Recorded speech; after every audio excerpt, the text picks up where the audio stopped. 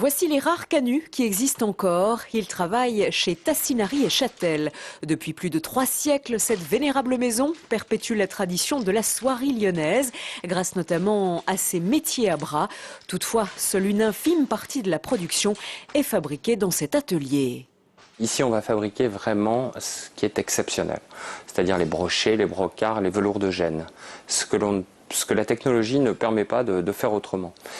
C'est ici où on va réaliser les articles les plus prestigieux destinés aux musées nationaux ou à des hôtels vraiment de luxe ou à une clientèle très fortunée.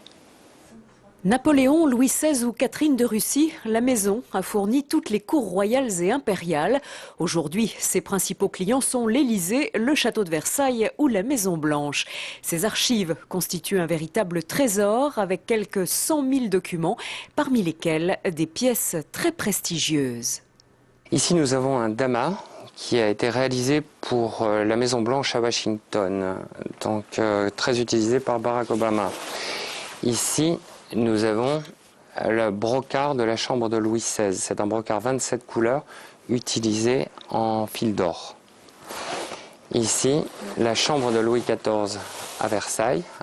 Symbole du luxe à la française, la société sera présente à l'exposition universelle de Shanghai, à la fois au sein du pavillon France et dans celui de Rhône-Alpes.